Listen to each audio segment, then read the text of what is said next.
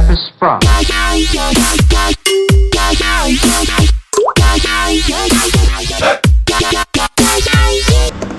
Hi guys, I'm here again and welcome back to my YouTube channel, Analista Janasa Vlog. So for today video guys ay gagawa po tayo ng cupcake, vanilla cupcake.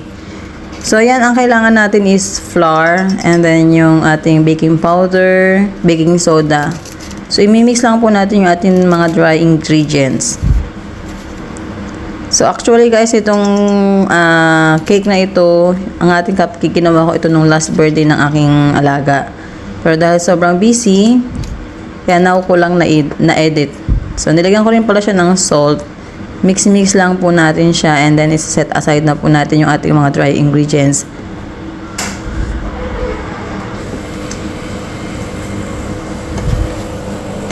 So tutungo na tayo sa ating butter.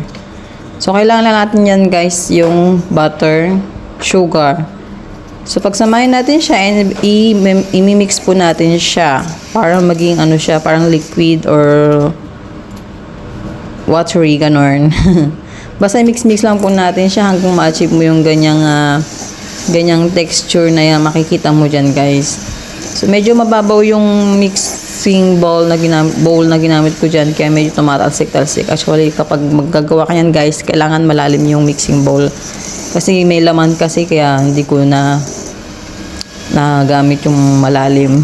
So ang daming nasayang din yan. So mix lang guys. Number 2 yung ginamit ko dyan, para hindi siya ma-overmix.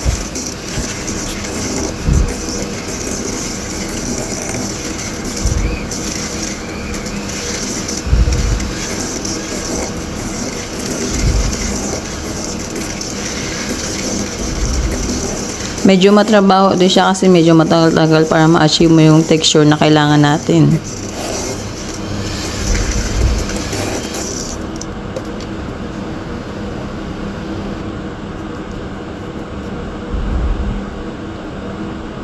So ayan, kung napapansin niyo parang ano na siya, yung medyo ano na, liquid konti.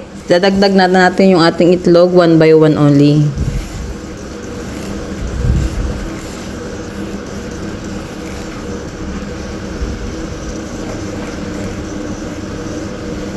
So, pagsasamahin lang natin siya. And then, hanggang ma-achieve yung ating texture. Mix at number 2 pa rin yan guys. And then, next ingredients natin na ilalagay dyan is yung ating vanilla flavor.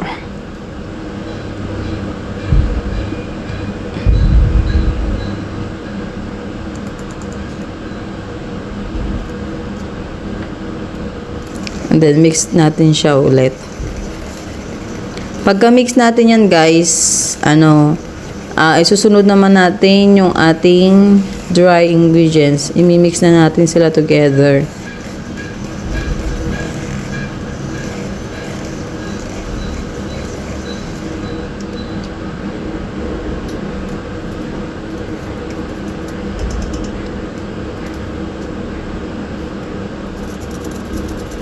So, sinif pala natin yan guys, para at least walang lumps na may iwan. I mean, yung mga bubuo na flour.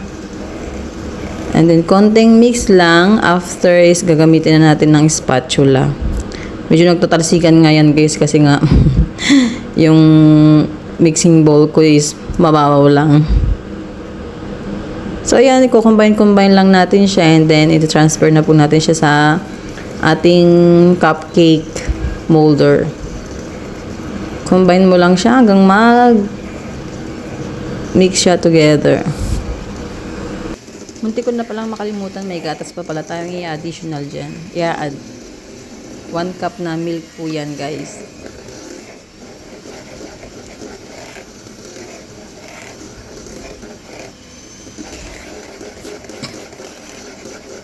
Mix lang natin together.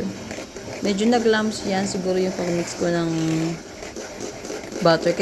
Kailangan kasi yung butter mo medyo ano na siya, yung malambot na talaga. And then yung ating remaining dry ingredients, idagdag na natin. So half lang pala guys yung nilagay ko kanina. And then inad ko na yung remaining dry ingredients. And then i-combine na po natin sila together with the spatula. So hindi na natin siya gagamitan ng mixer. Kasi baka ma-over mixed ba.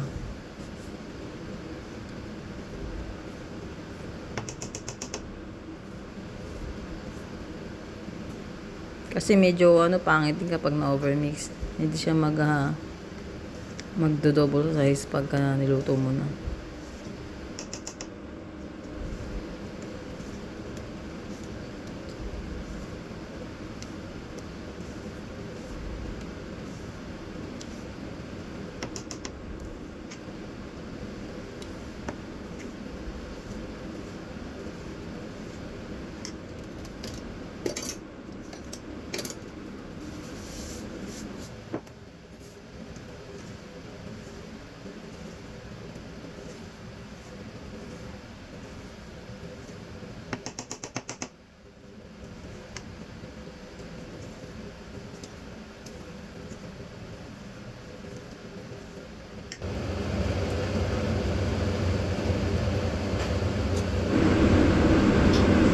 Ayan, transfer na po natin siya sa ating cupcake molder. So, half lang nilagay ko dyan guys kasi mag-aano pa siya yung mag-aalsa. Kaya kailangan hindi mo siya pupunuin kasi aapaw. Actually, yung iba nga dyan medyo umapaw din eh. Kasi nag-expand kasi siya, nag-expand.